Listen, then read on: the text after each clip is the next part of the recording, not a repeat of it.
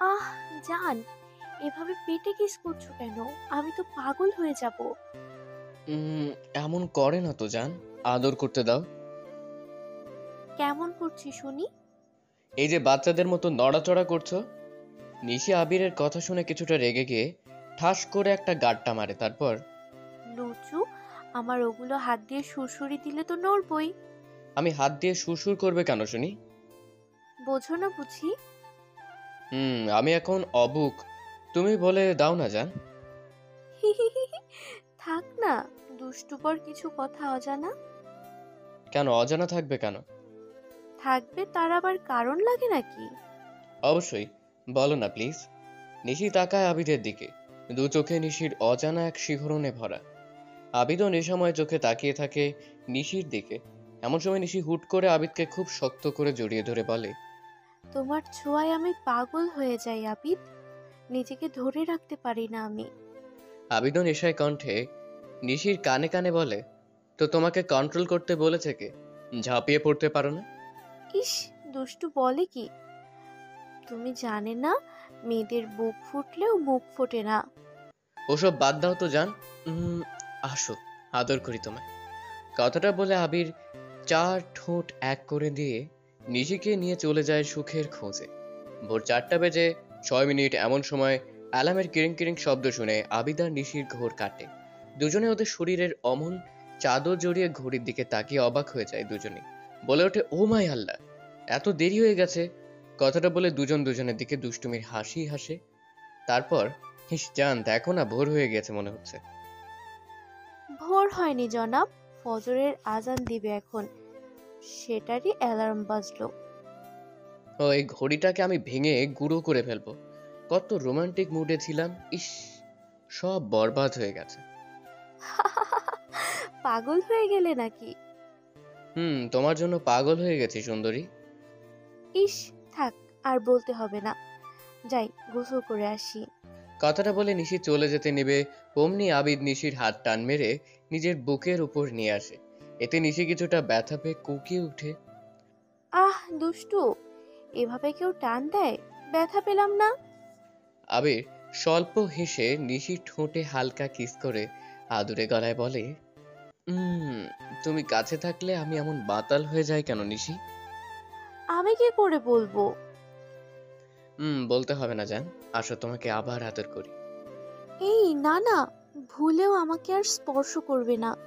ইস, বললেই হলো নাকি, আমি তোমাকে আদর করবই। না না না, খুব খারাপ হবে কিন্তু আবার দুষ্টুমি করলে। কোনো কথা শুনছি না আমি, কাছে আসে যান, একটু তো ভালোবাসি। কথাটা বলে নিশির ঠোঁট নিজের দখলে নিতে নিবে, তার আগে কেউ দরজায় ঠক ঠক করে ঠক ঠক শুনে নিশি আর আবিদ দুজনেই নিজেদের দিকে কিছুক্ষণ তাকিয়ে থাকে। আবিদের চোখ মুখে বিরক্তির ছাপ আর নিশির ঠোঁটে দুষ্টুমির হাসি। আবিদ নিশির হাসি দেখে কিছু বলতে যাবে তার আগেই দরজার ওপাশ থেকে আবিদের আম্মু বলে ওঠে, বৌমা, ও বৌমা, উঠে পড়ো, নামাজ পড়বে না ফজরে? জি আম্মু, আমি উঠে পড়েছি।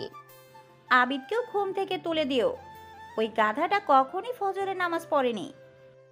ঠিক আছে আম্মু, তুমি যাও, আমি তোমার গাধাটাকে তুলছি। নিশি কথাটা শেষ করে আবিদের দিকে তাকিয়ে দেখে আবিদ রাগে ফায়ার।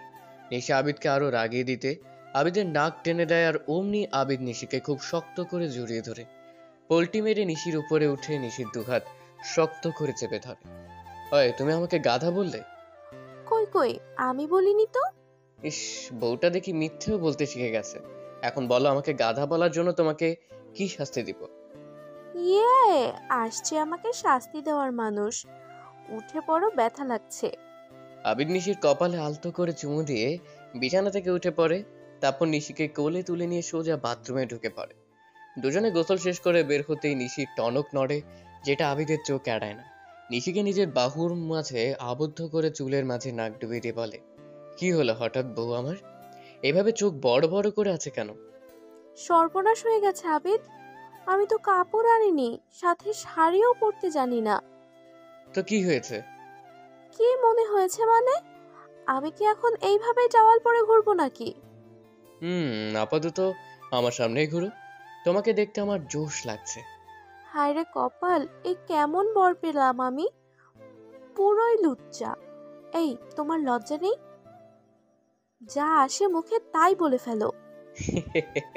আগে লজ্জা ছিল, তবে এখন আর নেই, কারণ আমার বউ আছে। এখন ফাজলামো বাদ দিয়ে বলো আমি কি পরবো। নামাজ পড়তে হবে তো নাকি?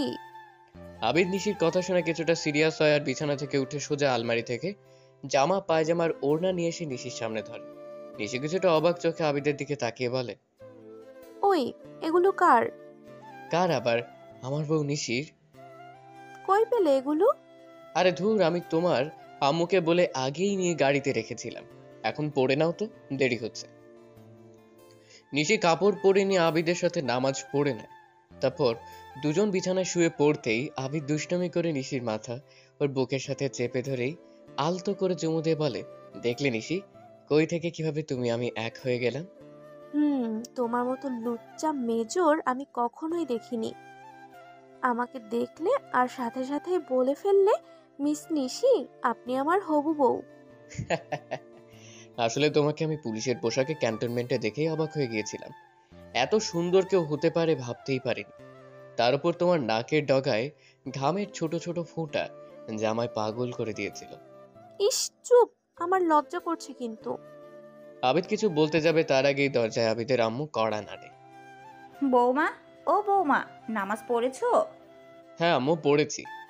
তুই চুপ কর, তোকে জিজ্ঞেস করেছি নাকি? হ্যাঁ আম্মু, পড়েছি। কথাটা বলে নিশি উঠে গিয়ে দরজা খুলে দিতেই আবিদের আম্মু নিশির কপালে আলতো করে চুমু এঁকে দিয়ে বলে, মাশাল্লাহ, আমার ছেলের পছন্দ আছে বলতে হবে। যাই হোক মা, এখন তোমরা গল্প করো, আমি নিচে যাই। তোমার শ্বশুর বাজারে যাবে। আচ্ছা আম্মু।